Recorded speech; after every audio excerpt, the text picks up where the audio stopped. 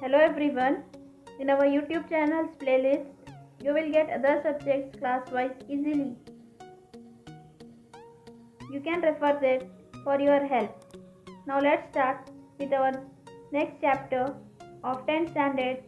It is from Political Science and that lesson name is The Problems of India and Their Solution. In this lesson, we will discuss unemployment, discrimination, corruption, communalism, status of women, terrorism, and lastly it is corporate tragedy.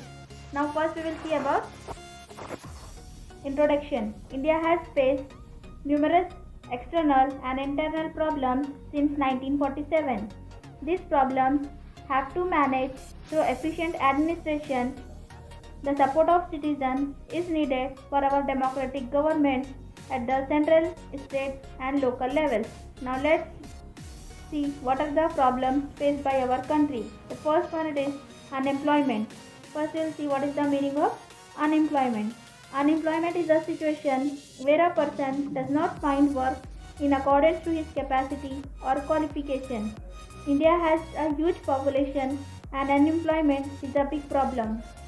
Now we will see what are the reasons. Usually, the population and improved technology are considered as the two reasons for unemployment. Apart from these two reasons, shortage of natural resources, over-dependency of agriculture, lack of skill-based education, unemployment has become a huge problem. According to the census of 2011, the poverty rate is 21.9%. This indicates the growing problem of unemployment in India. In order to solve the poverty related issues, both the central and state government have taken different measures to generate employment for people. Now we will see what are the measures or steps or solutions. Steps has been taken by the government are improve the skill level of the job seekers so that they can have better access to employment, providing loans and subsidies to enable people to engage in self-employment. Here subsidies means financial support by the government. To inculcate world-class skills to our people so that they can compete with globalized production. Apart from this, every citizen of the country should be encouraged to indulge in one or the other employment by providing job-oriented courses to all. Is another strategy to think on. Next it is corruption. First we will see what is the meaning of corruption. Corruption is another social evil in the public life of India. Now corruption has spread all the classes of the society. Corruption means offering bribes and following any other illegal means to achieve some legal benefit. Corruption stays away from legal framework in its operation. This can also be defined as a misuse of public authority for personal gain. Corruption influences negatively on both personal as well as in public sphere of life. It influences the economic, social and political life of a country negatively. It also means an immoral thing from the political angle. Now next is forms of corruption. In the public sphere, nepotism, caste favoritism and intentional slowdown of the work appears as the different forms of corruption. Here first we will see what is nepotism. Nepotism means favoring the friends or relatives rather than the ability. It is called as nepotism. Now we will see impact or effects of corruption.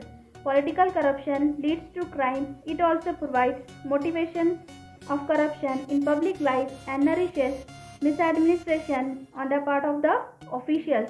Things like tax evasion, illegal hoarding, smuggling, economic offence, teaching, violation of internal exchange and employment all find space in corruption. Here smuggling means importing or exporting without paying the tax. It is called as corruption. It is called as smuggling.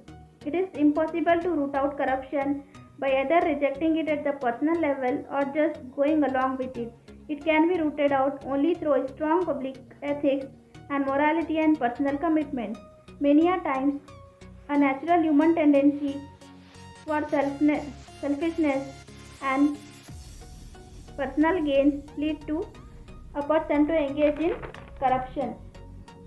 Lack of strict supervision and weak legal enforcement lead to corruption. Political will and public support is inevitable for tackling corruption. In other words, ethical political leadership, good officers, and politically aware and educated public can weed out corruption. Institutions like Lokpal and Lok Ayog can bring down the corruption drastically. Lokpal is an anti-corruption authority or organization at the national level, whereas Lok Ayog also it is an anti-corruption organization at the state level. Next, education institution can take a lead in this direction by installing CCTV cameras in the government offices and increasing efficiency of the government work can also bring down the intensity of corruption. Measures like awarding harsh punishment for corrupt officials can also bring in some changes.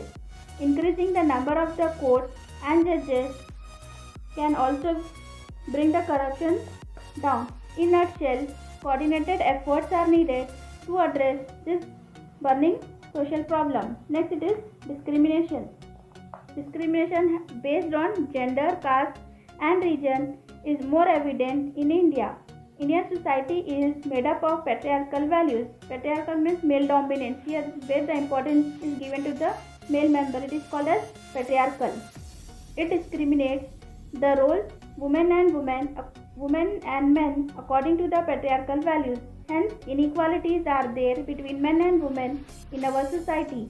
Government of India has undertaken different measures like providing reservation in education and employment, along with providing reservation in election of local bodies to overcome this gender discrimination.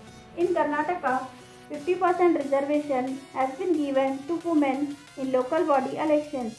With these measures, efforts are on to end the discrimination prevalent between genders. Next it is caste-based discrimination.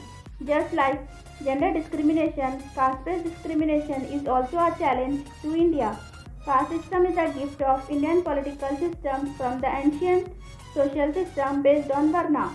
Many measures have been undertaken in the constitution itself to prevent caste-based discrimination. The right for equality and freedom have been inculcated in the section 3 of our Indian constitution. But the caste system has continued to live even after all these efforts. This cannot be solved only with the legal intervention. In order to eradicate this system, the society also needs to prepare itself to accept the change. Next it is regionalism or regional inequality. Regionalism means an excessive affection towards one's own region or area. It is called as regionalism. Regional inequality is like gender and caste inequality and has posed a big challenge to India. Some regions of the country have achieved a lot of progress while many parts have remained backward. In order to remove such inequalities, the Article 371 has been amended from A to J. Amended means change in law. Through these amendments, backward regions have been given special status. In spite of all these measures, the regional inequalities problem has grown to such an extent that many are demanding independent status for themselves. In the light of these developments, there is an urgent need to eradicate regional imbalance of the country as early as possible. In Karnataka, in order to address the regional imbalances, a committee headed by D.M. Najunappa has given a special report on various measures needed to solve the regional imbalance in 2001. Some of the most backward regions of Karnataka have been accorded special status by adding Article 371J. Here we have completed the 3 problems. In our next video, we will see about communalism, status of women and terrorism. If you are having any doubts, you can ask in the comment section. Thank you.